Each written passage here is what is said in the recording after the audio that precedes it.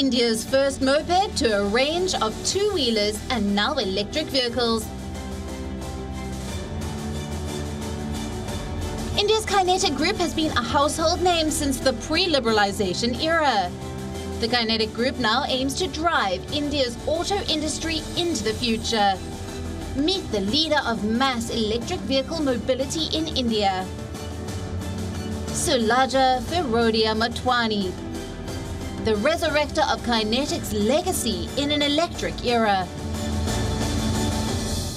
I'm Jasper Reed, and this is Billion Dollar Idea. Our guest today is Sulajja Firodia. Welcome, Sulajja. Hi, good afternoon. We're really happy to see you here joining us from Pune today. Sulajja, there are many things written about you. You've at various times been, and I quote, powerful woman in India, face of the millennium. You've got a whole kind of litany of awards, and to an outsider, it looks very much like you're a titan of industry and a great success story. Does it feel that way to you, day to day? No, I think day to day I'm just too busy, working hard and enjoying what I do. And I don't really feel like I'm some great titan or, some hugely successful person. I think there's so much more to do, which I'm looking forward to. Okay, and so you joined the business in 1995, give or take 25 years ago. At the time, Sulajja, did you think about doing other things? You were a very young MBA. Take us back to the beginning of the journey and tell us if there were other options, and if, frankly, there are things that you regret not doing. So I think I'll take you back to not just 95, but maybe 1970 when I was born. I think when I was growing up, I was always very passionate about business and about Kinetic. When my father would have family meetings, I would take part in those meetings. I would sit and I would listen. And I found the world of business very exciting. So I think it's something that I grew up with as my ambition to be part of this business and to make a difference, just like my grandfather and my father have done. So when I finished my MBA, I worked in the US for a few years, but it was always part of my life plan, so to speak, to come back and make a difference here in my own country and to take the legacy ahead and do exciting things. So I think this was something that I chose for myself and I related to and I believed in. So I think I'm very happy to be doing what I really wanted to do. Okay, so quite a deliberate process, Sulajja. We've spoken over the last few weeks to people like Neeraj Kamwar at Apollo. We've spoken to Anka Bhatia last week at the Bird Group. And one question we asked both of them, which we'll ask you, is, given that you're third or fourth generation of your family business, could you have got where you've got to today without that benefit? So I think the legacy has been a great platform, and I should be honest that I certainly owe a lot of what I've been able to do to the fact that I've had this wonderful family and this launch pad, and I'm very proud of it. But at the same time, I think I want to say two things. One is that, with that comes responsibility to take it ahead in a meaningful way. And you may get this as a launch pad to help you start off. But if you're not capable, if you're not hardworking, if you're not making a difference, if you're not sincere, then certainly you're not going to last because you are taking on new challenges and you are, your success can be attributed only to your capabilities. So the launch pad is useful, but where you go from there depends on how much you invest and how hard you work. That's one. And I think second thing I would like to say is that I did really well in the US. After my MBA, I got a job on my own. I got a promotion where I was working. And that gave me a lot of confidence that it is not just because I'm a daughter of a particular family, but I came back with this confidence from the US that, yes, I'm capable. I can achieve things on my own. And that confidence and exposure was very useful to me. So I think a combination of both of these things kept me humbled, kept me grounded, but yet, gave me the strength to reach for the stars. Yes, that's right. And certainly if you look at your history, there's much more than nepotism involved in this. One of the things, of course, Sulajja, is that you're a woman in what you've said yourself is kind of a man's world. What's that been like? How have you broken through the glass ceiling? I've actually... And I'm being honest here, I have never found it to be a big problem for me because I have never made my gender an issue, neither as an advantage or a disadvantage. I never took it as a strength or a weakness any particular way. So I think I've worked hard as a professional and with sincerity and purpose. And therefore, I've not had my gender to be a weakness in any way. But certainly when I'm, sitting in meetings in the industry forums, I have an advantage that my voice is always heard because it's one of the few voices, which sounds different. So I found great support from my colleagues. And I think because I've worked hard as a professional, I've not had a problem with my gender. It's always been something that has been a non-issue for me. Okay, so non-issue for you, but objectively, whether in automotive or a number of Indian industries, the gender balance is, shall I say, less than perfect. What's your advice, Sulajja, for younger women starting out in business? How should they think about the gender issue? So I certainly think recently we just celebrated the International Women's Day.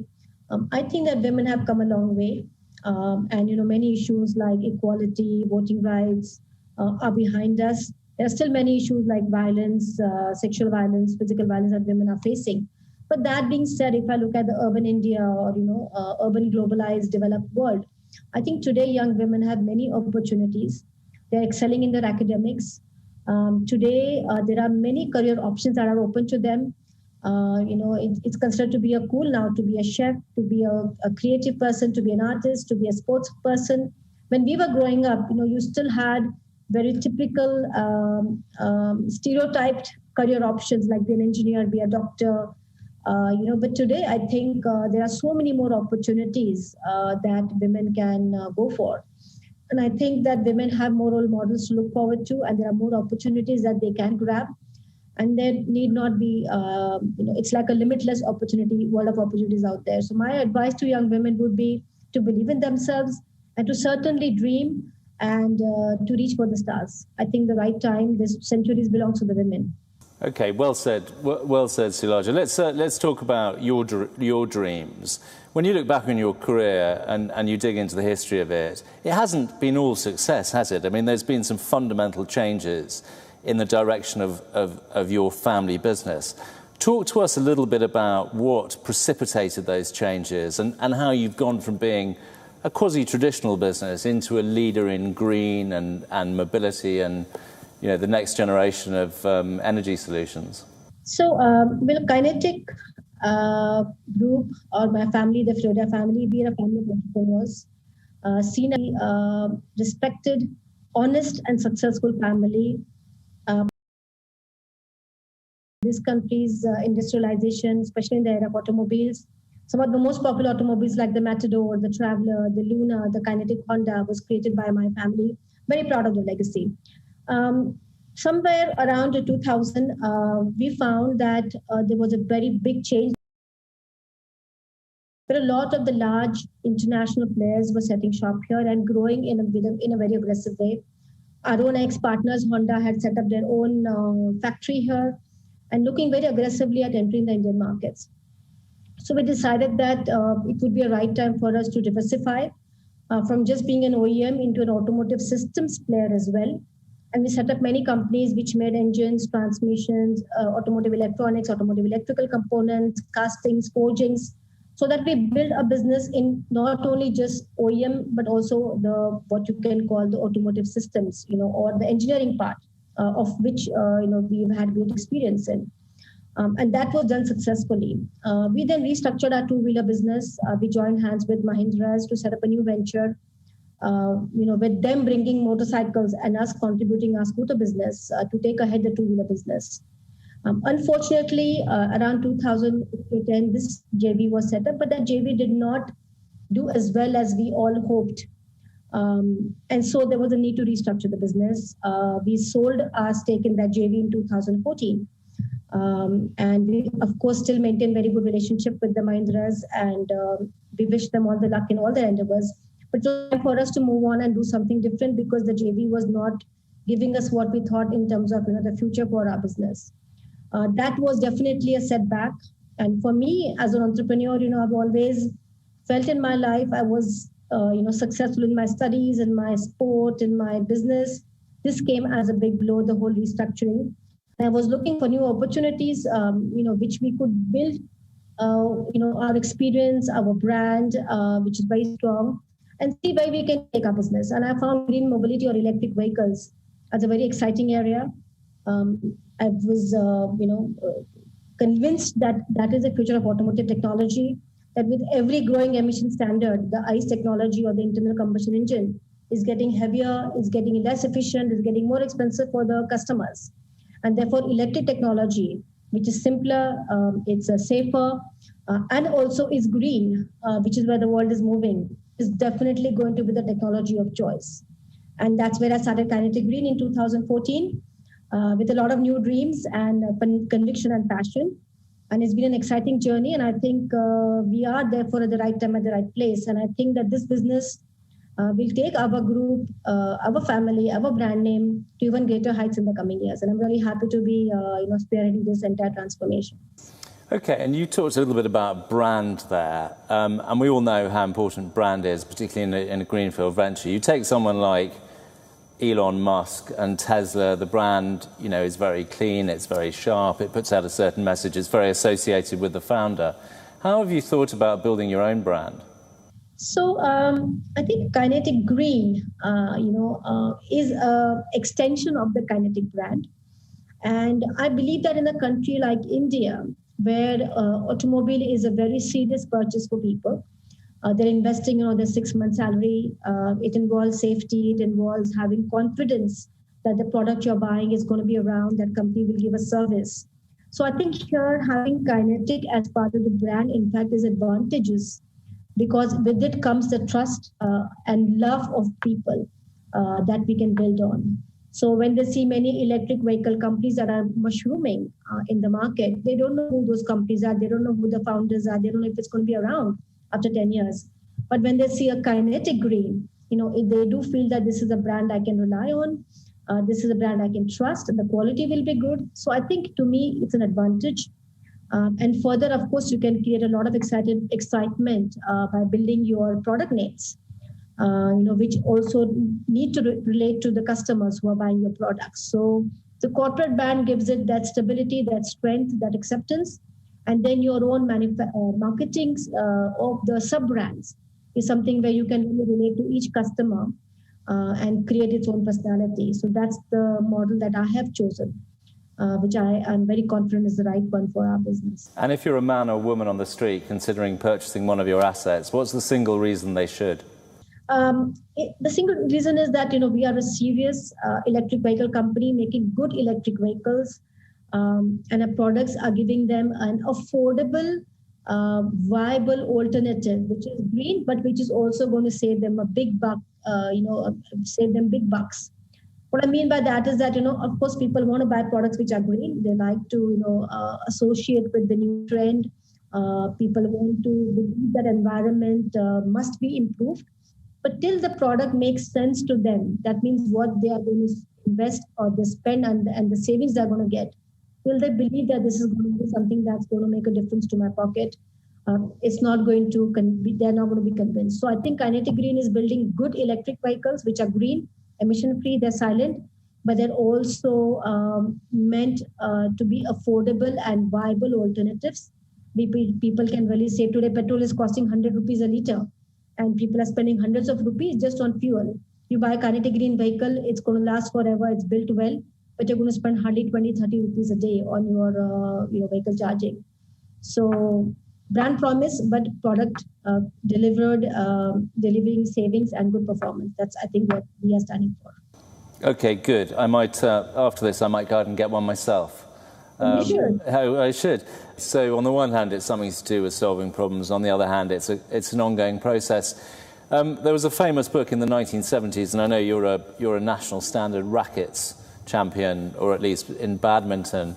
This book was called The Inner Game of Tennis, and you probably know it. It was basically a theory that in order to innovate, you had to unlearn everything. That actually it was people who were less structured, not more structured. It was people that knew less, not more, that were more imaginative. Do you buy that? I think you need to be able to think beyond what your conventional thought processes. So to that extent, either your mind is really open and you are that kind of person who is not having a fixed set of way of thinking, or if you don't, then you really do have to unlearn and begin from scratch. So again, as I said before, it's a way of thinking. How you open your mind, to thinking about how things could be different.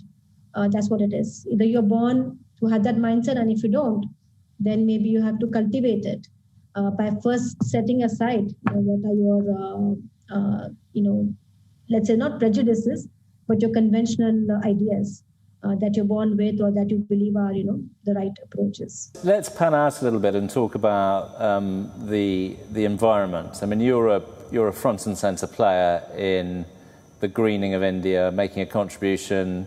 You're doing something that the government has even asked people to do, which is basically solve mobility problems, for society in a green way. What's your personal forecast for the environment in India? I mean, we're talking to you from New Delhi, famously a terribly polluted city which grows all the time. Are you bullish on the environment in India? So I think that's what excites me most about Kinetic Green as my business, that it is going to make a big difference to what is one of the burning issues that our society faces, which is pollution and climate change. I think if you talk to younger people, for them, this remains a very big concern, and they want a greener planet. And we owe a greener planet to our younger generations, right? We need to ensure that we give them a livable environment. Vehicular emissions is a big cause of a big contributor to pollution. So I think that green automotive technology is going to make a big difference in reducing the pollution in our cities. You talked about Delhi, so I'll give you an example. Delhi as a state is doing a lot of work in promoting electric vehicles. They've just introduced a new Delhi EV policy where they want to make 25% of all the two-wheelers and three-wheelers in Delhi electric in the next 5 years. And we are working very closely with the government on how we can bring e-vehicles for logistics, e-vehicles for personal transport, private transport.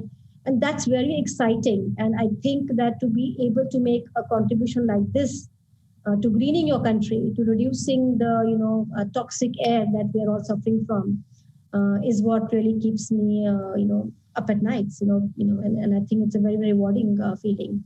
And I think people believe that climate change is a real issue, and pollution is a serious concern, and therefore green tech is getting all the support from all the quarters of the government, from central government to the state governments. And if you draw a comparison with one of our larger neighbours, China, they've built an extraordinary green tech industry from almost nothing. Do you think we can do the same?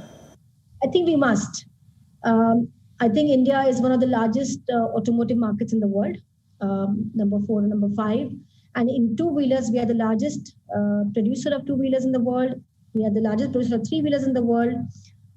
So certainly India has a large domestic market, leveraging which we can build a large domestic industry. And if we start making millions of electric three-wheelers and electric two-wheelers, and therefore creating a strong ecosystem of components, of charging infrastructure, we can certainly make them in a very cost-effective way and become suppliers of these products also to the world.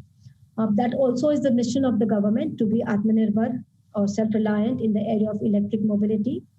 And just like, India possibly missed the semiconductor, scalability opportunity, or even in the solar area, a country like China has gone ahead of India.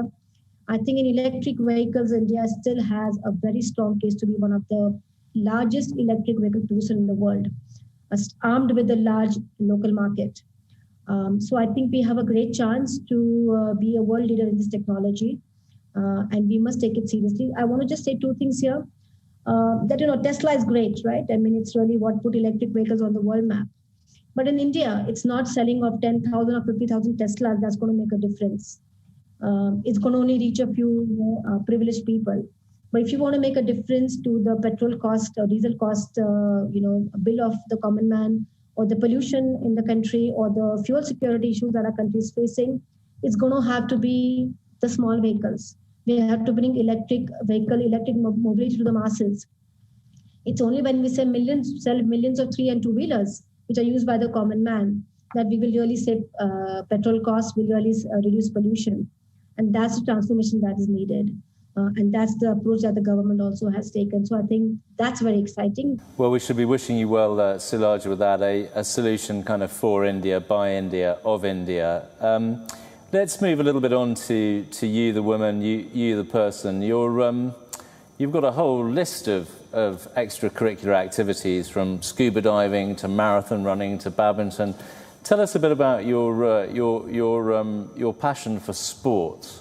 So I think, first of all the credit to my parents. When we were growing up, we were 3 sisters and a brother. But all the daughters got all the same opportunities as the son did, whether it was to, get educated, go abroad, pursue passions, pursue hobbies, choose a career path. So when my parents saw that I had a lot of interest in sport, they encouraged me. I was a gymnast for several years, after which I started badminton. I played, many tournaments, district level, state level, national level. And as a young girl, then, we had to go on many camps, training camps, stay in, very ordinary guest houses or, facilities. But my parents didn't encourage me to do all that. So I could pursue my passion for sport. When I was in the US, I picked up sports like skiing and scuba diving. And I really believe in that sport is a great way to build a mental strength. So, it allows you, teaches you to be disciplined, to work hard, to win, to lose, to be competitive, and yet have the sportsmanship spirit, to take a failure, as sportingly, and then move forward to the next challenge. So for me, sport has been a great part of what I believe is my, mental makeup. And I also believe that fitness is very important for all of us, who want to have long innings in our careers, because it keeps you positive, it keeps you physically strong, it keeps you, it also gives you a certain stress-busting experience. It's your time for yourself. So I love my sport, I love my fitness, and I think it's that 1 hour I spend on it, which allows me to be active for the next 23 hours. Okay, so we've talked a bit about business, we've talked a bit about sport. Let's finish with a couple of things. Let's think about the spiritual dimension of this. Do you have a mantra in life? Do you have a belief? Why are you doing all of this? Is it good for the soul? How do you see all of that? And do you think spiritual matters have a place in the business life? Yes, I think purpose is important. If you have a purpose, it propels you to put in the required hard work despite the difficulties and challenges. So for me, the purpose that drives me is to make a difference of lives of people. It excites me that I'm doing something meaningful for my country. It excites me that kinetic vehicles as part of people's lives are, bringing some convenience, some comfort, and that makes them love us. When I say us, I mean the whole kinetic family. So that is what my purpose is, to be able to make a difference to my nation, to the people of my nation, and to do something productive. So to that extent, I think having a purpose or have a dream is important. And, when you fail or when you, are faced with difficulties, that's what really keeps you going. So I think maybe my way of looking at it is practical. I don't meditate, nor do I, have a philosophy of life, but having a purpose is important. Okay. And just to finish off with, we talked about your second innings, which you're in. When you finish the 5th innings and you're walking back to the pavilion and you're looking back at the crowd, what do you want people to say about you? How do you want your legacy to be? My legacy should be, first of all, very positive. That's important to me, that I've been seen as a person who has worked hard all her life to do something good for the society, to do something which is meaningful, and to have been also a person who's made a difference to lives of people. Even today, for example, I meet many people who tell me that, oh, your grandfather gave me my first job, your grandfather gave me my first business order, your grandfather gave me the right advice. And that kind of goodwill, is something that I am so proud of. And I would love to have that sort of goodwill, to make lives of people I interact with, I work with, and then, to the larger society by, making products and services which are innovative and which are useful. Sulajja Firodia, thank you so much for talking to us. We've really enjoyed having you on the show, and we'll look forward to talking to you soon. Thank you. Thank you so much. It was a lot of fun. Thanks a lot.